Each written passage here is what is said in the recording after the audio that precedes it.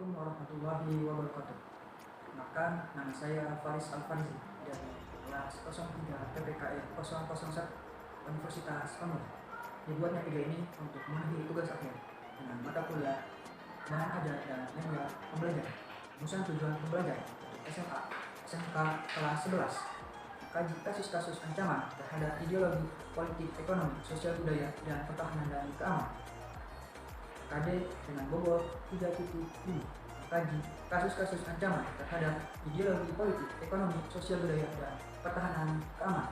Indikator pencapaian kompetensi 3.5.1 menjelaskan ancaman di bidang ideologi, politik, ekonomi, sosial budaya, dan pertahanan dan keamanan. 3.5.2 menganalisis strategi mengatasi ancaman di bidang ideologi dan politik. 3.5.3 analisis strategi mengatasi ancaman di bidang ekonomi dan sosial budaya. 3.5.4 menganalisis strategi dalam mengatasi ancaman di bidang pertahanan dan keamanan. Lanjut, tujuan pembelajaran. Yang pertama, siswa mampu mengamati kasus-kasus ancaman terhadap ideologi, politik, ekonomi, sosial budaya, pertahanan dan keamanan. Yang kedua, siswa mampu menganalisis dari berbagai tentang kasus-kasus ancaman terhadap ideologi, politik, ekonomi, sosial budaya, dan pertahanan keamanan. Yang ketiga, siswa harus menganalisis dan menyimpulkan kasus-kasus terhadap ideologi, politik, ekonomi, sosial budaya, dan pertahanan keamanan. Rumusan tujuan pembelajaran. Audiens, peserta didik atau siswa. Audition telah menganalisis tentang ideologi politik, ekonomi, sosial budaya, dan pertahanan keamanan. Perspektif ideologi, politik, ekonomi, sosial budaya, dan pertahanan keamanan. Reviewer menganalisis diri permasalahan ideologi, politik, ekonomi, sosial budaya, dan pertahanan keamanan. Keempat, susunan dirumuskan dalam susunan CABD setelah menganalisis tentang permasalahan kasus-kasus ancaman terhadap ideologi, politik, ekonomi, sosial budaya, pertahanan, dan keamanan. Strategi mengatasi dalam bingkai Bhinneka Tunggal Ika. Lanjut, merumuskan topik materi. Menjelaskan ancaman di bidang ideologi, politik, ekonomi, sosial budaya, dan pertahanan dan keamanan. Yang kedua, menganalisis mengatasi ancaman di bidang ideologi, politik, ekonomi, sosial budaya, dan pertahanan dan keamanan. Masuk ke bab 1. Strategi mengatasi ancaman di berbagai bidang dalam bingkai Bhinneka Tunggal Ika. A. Pengertian dan bentuk ancaman negara. Yang pertama, pengertian ancaman. Yang kedua, bentuk-bentuk ancaman, yaitu ancaman di bidang ideologi, ancaman di bidang politik, ancaman di bidang ekonomi, ancaman di bidang sosial budaya, ancaman di bidang pertahanan dan keamanan. B. Strategi mengatasi berbagai bidang dalam Bhinneka Tunggal Ika. Ancaman dalam mengatasi berbagai bidang. Nomor 1. Strategi mengatasi ancaman di bidang ideologi, yaitu memberantas gerakan separatis, meningkatkan rasa partisipasi, pembekalan mental spiritual, pengetahuan kepada masyarakat tentang ideologi dan nilai Pancasila, menghindari perpecahan dan masyarakat, mengarungi agama harus lebih ditekankan, menerapkan norma-norma dalam kehidupan. 2. Mengatasi strategi ancaman di bidang ideologi, yaitu pendekatan ke dalam, pendekatan keluar. 3. Strategi dalam mengatasi ancaman di bidang ekonomi. 4. Strategi dalam mengatasi ancaman di bidang sosial budaya, yaitu pemberian pendidikan tentang budaya daerah, menyeleksi budaya dari luar, menyeleksi berbagai konten buruk di internet, kesadaran dan toleransi dalam kerukunan. Yang kelima, strategi dalam mengatasi ancaman di bidang pertahanan dan keamanan, yaitu UUD 1945, Undang-Undang Republik Indonesia Nomor 3 Tahun 2002 tentang Pertahanan Negara. A. Pengertian dan bentuk-bentuk ancaman negara. Pengertian ancaman adalah berbagai bentuk usaha yang memiliki sifat dan tujuan untuk mengubah, mengalih, dan merombak berbagai kebijakan yang dilakukan secara konseptual dengan menggunakan tindakan politis dan kriminal. 2. Bentuk ancaman negara. A. Ancaman di bidang ideologi. Ancaman di bidang ideologi merupakan suatu ancaman yang dinilai memiliki suatu kemampuan yang dapat membahayakan pola pikir dari masyarakat sehingga dapat mengancam terhadap dasar falsafah negara Indonesia, yaitu Pancasila, B. Ancaman di bidang politik. Ancaman di bidang politik merupakan suatu tindakan atau usaha yang datang baik dari dalam maupun yang dapat membahayakan dan memecah belah persatuan dan kesatuan yang mengatasnamakan kepentingan politik. C. Ancaman di bidang ekonomi. Di era modern ini, ekonomi dalam suatu negara tidak dapat berdiri sendiri. Hal tersebut dikarenakan adanya suatu pengaruh dari adanya globalisasi, sehingga dapat dikatakan bahwa di era sekarang ini negara tidak memiliki suatu kebijakan ekonomi yang tertutup dari pengaruh kebijakan ekonomi dari negara lain. D. Ancaman di bidang sosial budaya. Sosial dan budaya tidak dapat dipisahkan suatu dengan yang lainnya. Ancaman di bidang sosial merupakan ancaman yang berasal dari masyarakat. Masyarakat adalah sekelompok individu yang kemudian membentuk suatu sistem semi tutup yang sebagian besar melakukan interaksi antar individu-individu yang ada dalam kelompok tersebut. E. Ancaman di bidang pertahanan dan keamanan.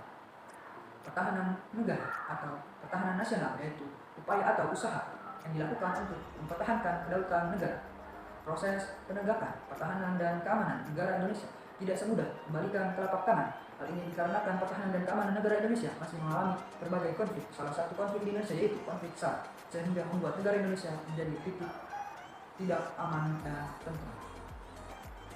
B. Strategi mengatasi ancaman di berbagai bidang dalam bingkai Bhinneka Tunggal Ika. 1. Strategi mengatasi ancaman di bidang ideologi.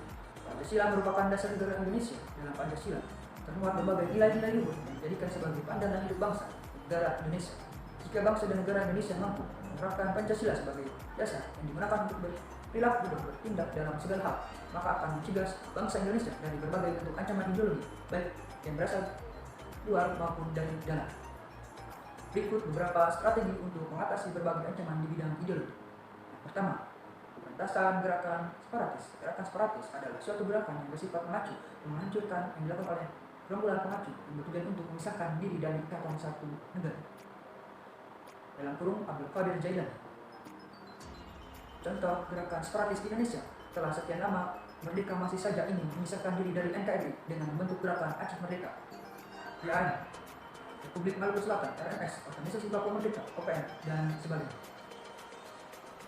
Kedua, peningkatan rasa patriotisme. Peningkatan rasa patriotisme dapat dilakukan masyarakat dan siswa dengan cara bersikap rela berkorban, yaitu merelakan sebagian kepentingan kita untuk kepentingan orang lain atau kepentingan bersama. Ketiga, pembekalan mental spiritual. Pemerintah harus memberikan pembekalan mental spiritual kepada masyarakat berupa informasi yang dapat menangkap berbagai pengaruh yang berasal dari negara asing yang dapat memecah belah persatuan dan kesatuan bangsa negara Indonesia. Yang keempat, penyuluhan kepada masyarakat pada ideologi dan nilai Pancasila. Pemerintah harus memberikan penyuluhan kepada masyarakat dengan cara melakukan berbagai proses pembelajaran akan ideologi dan Pancasila yang dilakukan secara bertingkat. E. Menghindari perpecahan dalam masyarakat. Perpecahan terjadi karena sikap negatif yang ada dalam kehidupan masyarakat seperti adanya tawuran. Kelima, pengaruh agama harus lebih ditekankan. Agama sangat penting dalam kehidupan karena bisa terhindar dari hal-hal yang mungkar. Untuk itu, masyarakat harus memahami agama sesuai ajarannya. Keenam, menerapkan norma-norma dalam kehidupan. Norma adalah peraturan hidup yang berisi perintah dan larangan untuk mengaruhi tingkah laku manusia dalam masyarakat. Norma memberi petunjuk bagaimana manusia harus bertindak, apa yang harus dilakukan, dan perbuatan mana yang harus dihindari. 2. Strategi mengatasi ancaman di bidang politik. Adanya sistem politik memiliki pengaruh yang begitu penting dalam penanggulangan berbagai bentuk ancaman di bidang politik. Nah, menanggapi berbagai ancaman dalam bidang politik dibutuhkan strategi yang dibangun menjadi dua ancaman pendekatan, yaitu berikut. Pertama, pendekatan ke dalam. Peningkatan ke dalam adalah suatu pembangunan sistem politik yang berada di dalam negeri yang dilakukan secara dinamis dan sehat dalam kerangka negara, demokrasi, menghargai kebinekaan atau kemajemukan yang dimiliki bangsa dan negara Indonesia. Kedua, pendekatan keluar. Pendekatan keluar merupakan pendekatan yang dilakukan dengan cara mendinamisasikan strategi dan upaya diplomatik yang dilakukan dengan peningkatan peran instrumen politik luar negeri dalam membangun berbagai kerja sama dan saling percaya terhadap negara lain. 3. Strategi dalam mengatasi ancaman di bidang ekonomi. Dalam menghadapi berbagai ancaman di bidang ekonomi dapat dilakukan dengan cara akselerasi dalam pembangunan perekonomian nasional memiliki daya saing melalui pertumbuhan ekonomi yang tinggi. Berikut beberapa strategi yang dapat dilakukan untuk menghadapi berbagai ancaman di bidang ekonomi. Yang pertama, dalam menghadapi berbagai ancaman di bidang ekonomi yang berasal dari internal, kebijakan prioritas dapat berupa penciptaan lapangan yang berupa padat karya. Tujuan untuk memberikan kemungkinan pembangunan berbagai infrastruktur. Kedua, dalam menghadapi berbagai ancaman bidang ekonomi yang berasal dari eksternal, Indonesia diharapkan mampu membangun dan menjaga hubungan baik dengan negara lain. Strategi dalam mengatasi ancaman di bidang sosial budaya. Kehidupan sosial budaya merupakan hal yang langsung bersentuhan dengan sendi-sendi kehidupan masyarakat. Berikut beberapa strategi untuk mengatasi berbagai ancaman di bidang sosial dan budaya. Yang pertama, pemberian pendidikan terhadap budaya daerah. Pemberian pendidikan terhadap budaya daerah kepada siswa di sekolah bertujuan agar siswa dapat mengetahui seluk-beluk tentang daerah tempat tinggal mereka dan bisa menjaga keutuhan setiap daerah yang mereka tempat. Kedua, mengadopsi budaya dari luar. Setiap budaya dari luar masuk ke daerah Indonesia harus diterima secara selektif, tujuannya agar generasi bangsa tidak mendapat pengaruh buruk dan budaya luar tersebut. Tiga, seleksi berbagai konten buruk dari internet. Karena merupakan sarana komunikasi yang banyak digunakan masyarakat. Konten yang ada dalam internet dapat memiliki dampak positif dan negatif. Konten negatif yang dapat merusak pola pikir anak maupun masyarakat. Keempat, kesadaran dan toleransi dalam kerukunan hidup.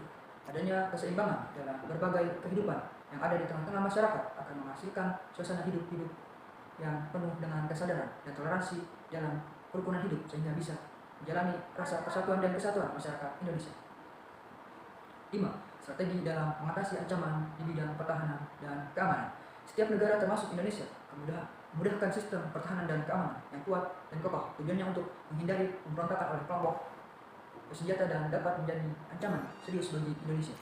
Strategi dalam mengatasi berbagai ancaman di bidang pertahanan dan keamanan diatur dalam Undang-Undang 1945 dan pemerintahan Indonesia sebagai berikut. Pertama, dalam Undang-Undang 1945. 1. Pasal 27 ayat 3. Setiap warga negara berhak dan wajib serta dalam upaya pembelaan negara. 2.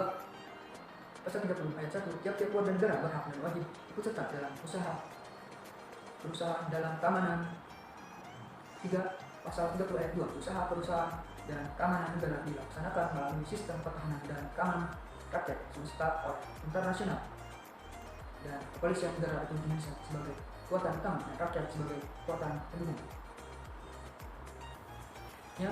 Dalam Undang-Undang Republik Indonesia Nomor 3 Tahun 2002 tentang pertahanan negara.